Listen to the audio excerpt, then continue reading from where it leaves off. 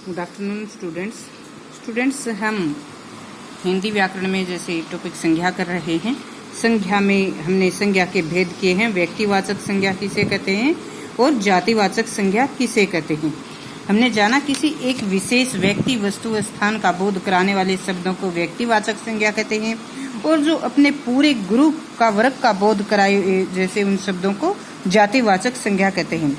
आगे बच्चे हम देखते हैं कि हिंदी में तो जैसे द्रव्यवाचक संज्ञा, समूहवाचक संज्ञा जो होते हैं, इनको जातिवाचक संज्ञा के ही उपभेद माना जाता है, परंतु अंग्रेजी में इनको अलग से माना जाता है। हिंदी में जातिवाचक संज्ञा के ही दो उपभेद माने जाते हैं। कौन से? द्रव्यवाचक संज्ञा और समूहवाचक संज्ञा। तो हिंदी में तो हम इसके मूल भेद तो तीन ही लेते हैं: व्यक्तिवाचक संज्ञा, जातिवाचक संज्ञा और भाववाचक संज्ञा। पीछे बताया था ना आपको कि संज्ञा के कितने भेद होते हैं? तीन भेद: व्यक्तिवाचक संज्ञा, जातिवाचक संज्ञा, भाववाचक संज्ञा। तो जातिवाचक संज्ञा के ही दो उपभेद कौन से हैं? जातिवाचक संज्ञा के दो उपभेद हैं: द्रव्यवाचक संज्ञा और समूहवाचक संज्ञा। द्रव्यवाचक संज्ञा किसे कहते हैं? द्रव्यवाचक संज्ञा जिसे मैटेरियल नाउन, और समूहवाचक संज्ञा कलेक्टिव नाउन। मटेरियल नाउन जिन संज्ञा शब्दों में किसी द्रव, धातु या पदार्थ आदि का बोध होता है। जिन शब्दों में किसी द्रव्य पदार्थ, किसी द्रव, धातु या पदार्थ का मतलब किसी मटेरियल का हमें हम पर बोध होता है, पता लगता है, उसे हम द्रव्यवाचक संज्ञा कहते हैं। जैसे कि उदाहरण के लिए हम देखें कि सुमन ने सोने की अंगूठी खरीदी। सोना, सोना क्या है? एक पदार्थ, एक धातु। तो ये क्या है? द्रव्यवाचक संज्ञा। इसी प्रकार ये देखें कि विनीत प्लास्टिक की कुर्सी पर बैठा है। प्लास्टिक की कुर्सी, प्लास्टिक की क्या है? एक धातु है। तो ये क्या है? द्रव्यवाचक संज्ञा। तो इसी प्रकार बच्चों, सोना है, प्लास्टिक की द्रव्यवाचक संज्ञा कही जाती है। इसके अलावा स्टील है, लोहा है, तांबा है, चांदी है, लकड़ी, ऊन, या फिर द्रव्यवाचक संज्ञा होते हैं। तो इसमें जैसे जो तरल द्रव होते हैं, पेट्रोल आदि जो होते हैं, ये भी द्रव्यवाचक संज्ञा के अंतर्गत ही आते हैं। दूसरा पॉइंट क्या था? समूहवाचक संज्ञा, कलेक्टिव नाउन। कलेक्टिव नाउन किसे कहा जाता है? जो शब्द, संज्ञा के वो शब्द जो किसी पूर्ण समुदाय, समूह मतलब पूरे ग्रुप का बोध कराएं, एक पूरे ग्रुप का बोध कराएं, उन्हें समूहवाचक संज्ञा कहा जाता है। जैसे कक्षा, पूरा ग्रुप है ना, पूरे ग्रुप का बोध करवाते हैं, बच्चे कक्षा में बैठकर पढ़ते हैं। तो ये क्या है? समूहवाचक संज्ञा। वैसे अभी बताया ना मैंने, जातिवाचक में आते हैं, क्योंकि जातिवाचक संज्ञा किसे कहते हैं? जातिवाचक भी तो अपने एक पूरे वर्ग का बोध करवाते हैं। जैसे सैनिक देश की सीमाओं की रक्षा करते हैं। तो ये क्या है? ये जातिवाचक संज्ञा है। और जातिवाचक संज्ञा में ये समूहवाचक संज्ञा का जो है उदाहरण। तो जातिवाचक संज्ञा के ही उपभेद हैं ये। इसी प्रकार से यदि हम कहीं मैदान में भीड़ जमा है, भीड़ ये समूह है, लोग इकट्ठे हैं, तो ये क्या है? ये भी समूहवाचक संज्ञा में आते हैं। तो इस प्रकार से हम जो ये भीड़ है, कक्षा है, अलग मतलब पूरा ग्रुप जो होता है, तो ये जातिवाचक संज्ञा के ही भेद लिए जाते हैं। हिंदी व्याकरण में इनकी अलग से गणना नहीं की जाती। हिंदी व्याकरण में मुख्य रूप से संज्ञा के तीन भेद माने जाते हैं। कौन कौन से? व्यक्तिवाचक, जातिवाचक और भाववाचक। जबकि इंग्लिश ग्रामर में इनके अलग अलग 5 भेद इनको माने जाते हैं। तो कई बार क्या करते हैं, हम इनको हिंदी व्याकरण में भी अलग से ले लेते हैं, हिंदी व्याकरण में भी इसके 5 भेद लेते हैं। ये गलत होता है। तो इसका अगला पॉइंट क्या था? तीसरा, भाववाचक संज्ञा। भाववाचक संज्ञा था ना।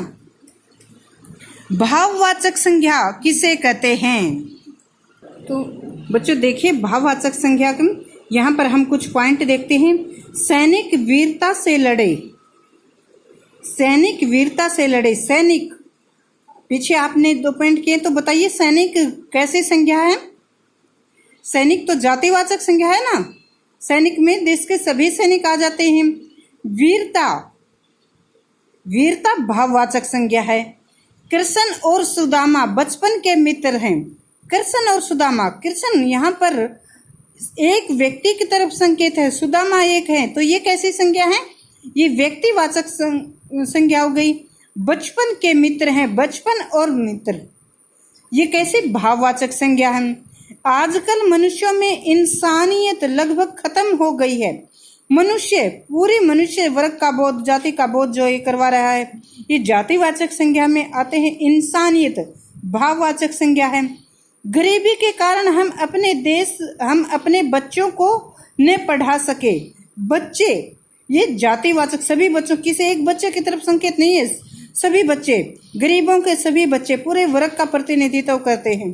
तो ये जातिवाचक संज्ञा, गरीबी भाववाचक संज्ञा।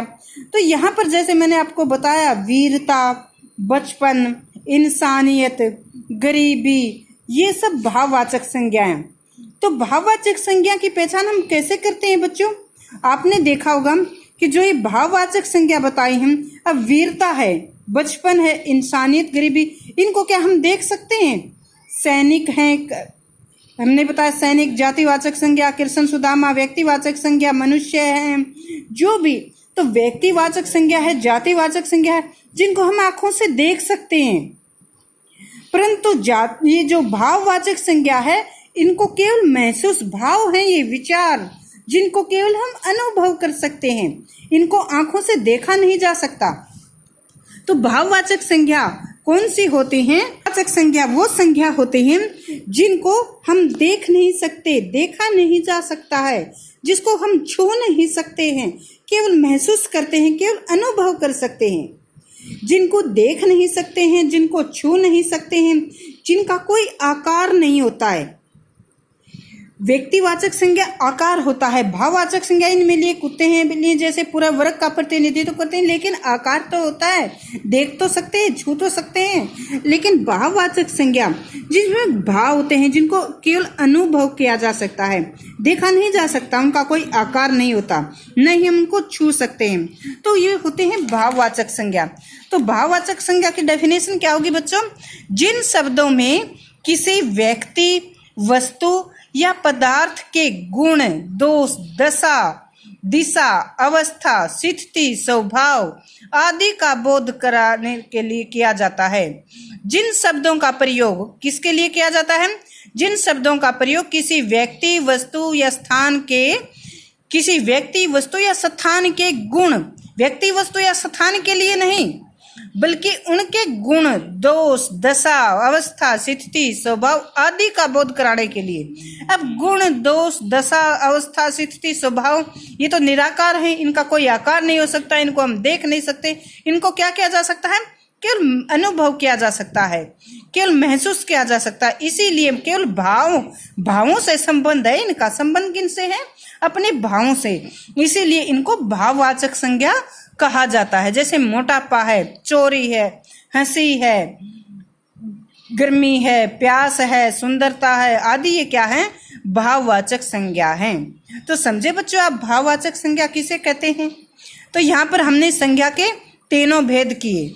मैंने पीछे आपसे बता दिया था कि द्रव्यवाचक संज्ञा और जो समूहवाचक संज्ञा होती है, मतलब मैटेरियल नाउन और कलेक्टिव नाउन, जिनको अंग्रेजी में तो इनको अलग से लिया जाता है। अंग्रेजी में जो इंग्लिश ग्रामर में क्या होता है, नाउन के हम इसके 5 पार्ट बनाते हैं, 5 भेद होते हैं, लेकिन हिंदी में ऐसा करना गलत होता है। हिंदी में संज्ञा के मुख्य 3 ही भेद होते हैं। ठीक है बच्चों, तो आज हमने संज्ञा और इसके भेदों को जाना।